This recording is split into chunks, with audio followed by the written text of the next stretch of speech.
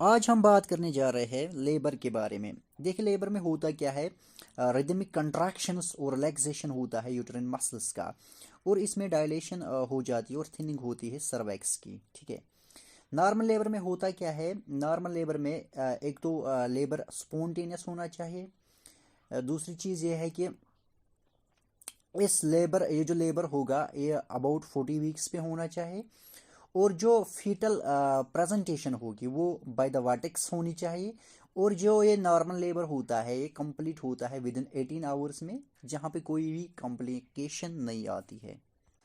इस normal labour के दौरान तीन पीस को हम कंसिडर करते हैं। पहला जो होता है पावर्स या यूटरिन कंट्रैक्शंस जिनको कहा जाता है। दूसरा पी होता है पेल्विस, जिसमें साइज और शेप पेल्विस का देखा जाता है। तीसरा होता है पैसेंजर। पैसेंजर यहाँ पे फीटस होता है। फीटस का साइज क्या है, पोजीशन क्या है, इसकी प्रेजेंटेशन क्या है, और एमनियोटिक सेक को देखा जाता है यहाँ पे।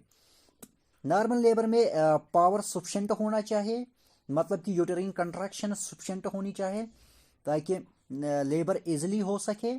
पेल्विस भी एडुकेट होना चाहिए, और पैसेंजर का साइज जो होगा ना वो नॉर्मल होना चाहिए और एवरेज होना चाहिए, और पोजीशन इसकी नॉर्मल होनी चाहिए। अगर इन तीन पीज में प्रॉब्लम आएगी, किसी भी एक पी में प्रॉब्लम आएगी, तो लेबर में कॉम्प्लिकेशंस आ सकती है। इसके बाद हम देखते हैं स्टेजेस को। देखिए इसमें टोटल 4 स्टेजेस आते हैं। जो पहला स्टेज होता है इसमें सर्वाइक्स डायलेट होता है, और इसमें रेगुलर रिदमिक कंट्रैक्शंस होती है यूटेरस की, और ये कंप्लीट हो जाता है जब सर्वाइक्स फुल्ली डायलेट हुआ होता है और थिन हुआ होता है। मतलब कि at the end of this stage हम अगर देखेंगे सर्वाइक्स को वो कंप्लीटली डायलेट हुआ होता है। दूसरा जो आता है सेकंड स्टेज। सेकंड स्टेज में होता क्या है, जो फीटस होता है वो एक्सपेल आउट हो जाता है इस स्टेज में।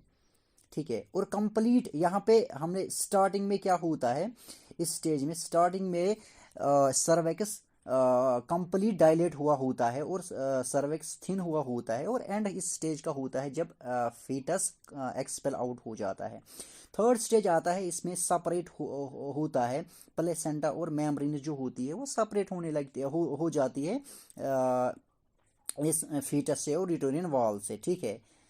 इसके बाद जो होता है फोर्थ स्टेज। फोर्थ स्टेज जब प्लेसेंटा डिलीवर होता है उसके बाद इस स्टेज 1 आवर to 4 आवर रहता है। तो इस स्टेज के दौरान क्या होता है, वाइटल साइनस, इस स्टेज के दौरान ब्लड लॉस होने का ज़्यादा खतरा होता है, तो यहाँ पे इंटरवेंशन का ख्याल रखना पड़ता है ताकि हम ब्लड लॉस को कंट्रोल कर सके। और इस स्टेज में वाइटल साइनस को स्टेबलाइज करना पड़ता है, और हर एक मदर के लिए देखा गया है ये जो फोर्थ स्टेज होता है लेबर का, ये बहुत ही क्रिटिकल होता है। अब हम इन डिटेल बात करते हैं इन स्टेजेस के बारे में।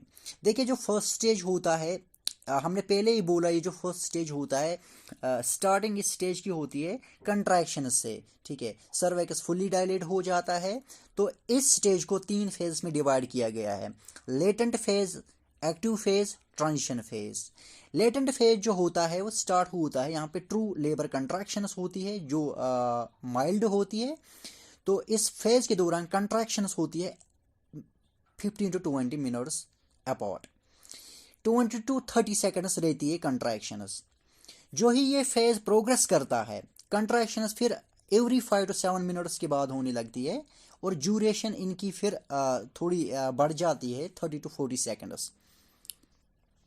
इस स्टेज में क्या हो, इस फेज में क्या होता है, लिटिल या थोड़ी सी मतलब सर्विकल डायलेशन हो जाएगी, या बिल्कुल भी कुछ नहीं हो जाएगी सर्विकल डायलेशन।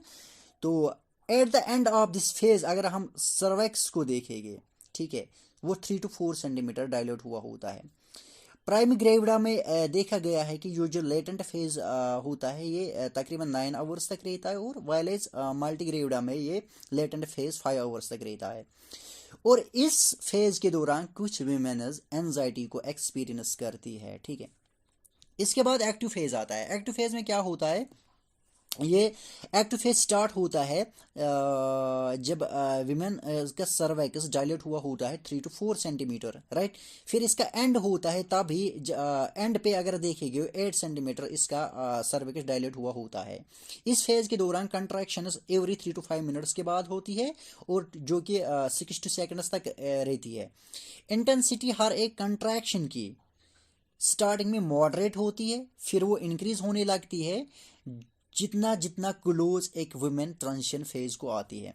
इसका जो एवरेज लेंथ है एक्टिव फेज का प्राइमरी ग्रेविडा वीमेन में वो 6 आवर्स है और मल्टी ग्रेविडा में 4 आवर्स, और डायलेशन रेट इसकी होनी चाहिए 1.2 to 1.5 सेंटीमीटर पर आवर। इसके बाद जो फेज आता है transition phase. Transition phase first stage का लास्ट और शॉर्टेस्ट पार्ट है। इस ट्रांजिशन फेज में ये एक इंटेंस फेज होता है लेबरिंग विमेन के लिए। ट्रांजिशन फेज में जो कंट्रैक्शंस होती है वो एवरी 2 to 3 मिनट्स होती है, जो कि 60 to 90 सेकेंड्स रहती है। तो इंटेंसिटी कंट्रैक्शंस की जो है वो बहुत ही ज़्यादा होती है। इस फेज में वुमेन रेस्टलेस हो जाती है, एजिटेटेड हो जाती है, उसको बहुत ही ज़्यादा डिफिकल्ट होता है फोकस करने पे, ठीक है, कंट्रैक्शन की वजह से। वीमेन जो होती है वो ज़्यादा से ज़्यादा हाइपर वेंटिलेट करती है, उसको नाउशिया फील होता है, वॉमिटिंग वो एक्सपीरियंस करती है, ट्रम्बलिंग हो जाती है या रेक्टल प्रेशर वो एक्सपीरियंस करती है। ये फेज जो है ना इसकी लेंथ है 2 आवर्स इन प्राइमरी ग्रेविडा में and 1 hour in multigravida में। सेकंड स्टेज जो लेबर का आता है, इस स्टेज में क्या होता है, इसमें कंप्लीटली डायलेट हुआ होता है और थिन हुआ होता है सर्वाइक्स। और इस सेकंड स्टेज में जो फीटस होता है, जो बेबी होता है, वो एक्सपेल आउट हो जाता है। इस स्टेज को इसीलिए एक्सप्लूजन स्टेज कहा जाता है। एवरेज लेंथ जो इस स्टेज की है लेबर में प्राइमरी ग्रेविडा में 1 आवर है और मल्टी ग्रेविडा में 25 मिनट्स। बहुत सारे फैक्टर्स इसके लेंथ को इन्फ्लुएंस करते हैं, लाइक मैटरनल पैरिटी क्या है, फीटल का साइज क्या है, यूटेरिन कंट्रैक्टाइल फोर्स या प्रेजेंटेशन क्या है फीटस की, पोजीशन क्या है, पेल्विक साइज क्या है, मेथड्स ऑफ एनेस्थीसिया, मतलब कि अगर हमने एनेस्थीसिया यूज़ किया है उसके मेथड्स इसको इन्फ्लुएंस करते हैं। मैग्नीट्यूड क्या है मैटरनल एक्सपल्सिव एफर्ट का। कंट्रैक्शंस के दौरान वीमेन जो है वो बेयर डाउन करती है, मतलब कि वो एब्डोमिनल मसल्स को यूज़ करती है, एब्डोमिनल मसल्स को कंट्रैक्ट करती है ताकि फीटल का हेड डिसेंड हो जाए बर्थ कैनाल में। जो ही फीटल हेड बर्थ कैनाल में आ जाता है तो इसकी वजह से पेरिनम बलज होने लगता है। जो फीटल हेड जब बाहर से दिखाई देता है कि वुल्वा में आ गया, ठीक है, इस चीज़ को क्राउडिंग कहा जाता है। इस क्राउडिंग के दौरान वीमेन में डेवलप एक अर्ज हो जाती है पुश करने की। कुछ वुमेन्स इस स्टेज में एक्सपीरियंस बहुत ही ज़्यादा पेन करती है या बर्निंग हो जाती है पेरिनम पे। प्रेशर ये किन चीज़ों की वजह से होता है, प्रेशर इंक्रीज होने की वजह से होता है जो कि वुल्वा पे इंक्रीज होता है। इसके बाद जो आता है थर्ड स्टेज। थर्ड स्टेज में क्या होता है, इसको प्लेसेंटल स्टेज भी कहा जाता है। इस स्टेज में प्लेसेंटा डिलीवर हो जाता है। प्लेसेंटा सेपरेट कैसे होता है, जो कि यूटेरिन मसल्स होती है जहाँ पर ये इम्प्लांट हुआ होता है, ये कैसे वहाँ से सेपरेट होता है। इसमें दो चीज़ें की ज़रूरत पड़ती है, एक तो यूटेरिन कंट्रैक्शंस की, दूसरा इनोवुल्यूशन की। एक्सप्लोजन जब होता है, एक्सपेल आउट जब होता है बेबी, उसके बाद क्या होता है, यूटेरिन कंट्रैक्शंस कंटिन्यू हो जाती है एवरी 3 to 4 मिनट्स के बाद। जो ही यूट्रस कंट्रैक्ट करती है, जितना जितना यूट्रस कंट्रैक्ट करती है तो इसकी वजह से यूट्रस का साइज रिड्यूस होने लगता है। वो साइड श्रिंक होती है जहाँ पर ये इम्प्लांट हुआ होता है placenta. Within 10 to 15 minutes में after delivery of the infant बहुत देखा गया है कि प्लेसेंटा डिचेच होता है यूट्रस वॉल से। इस पॉइंट पे वेजिनल ब्लीडिंग हो जाती है और इम्प्लांटेशन साइड से ज़्यादा ब्लीडिंग होने लगती है तो प्लेसेंटा डिलीवर हो जाता है।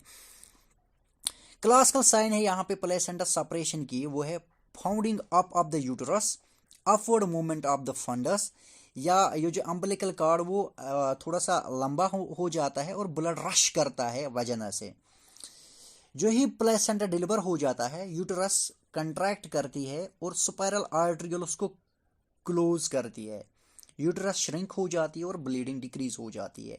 इसके बाद जो फाइनल स्टेज आता है, फोर्थ स्टेज, जिसको रिकवरी स्टेज भी कहा जाता है, जो 1 आवर to 4 आवर्स तक रहता है after the delivery of the placenta. इस स्टेज के दौरान बहुत ज़्यादा चेंजेस आ जाती है बॉडी के अंदर, लाइक इंटरनल फिजियोलॉजिकल रीएडजस्टमेंट हो जाता है।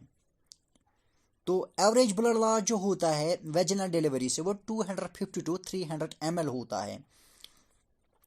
ब्लड लॉस की वजह से या ये जो इंटरनल फिजियोलॉजिकल रीएडजस्टमेंट की वजह से क्या होता है, एक तो ब्लड प्रेशर डिक्रीज हो जाएगा, दूसरा पल्स रेट भी डिक्रीज हो जाएगा।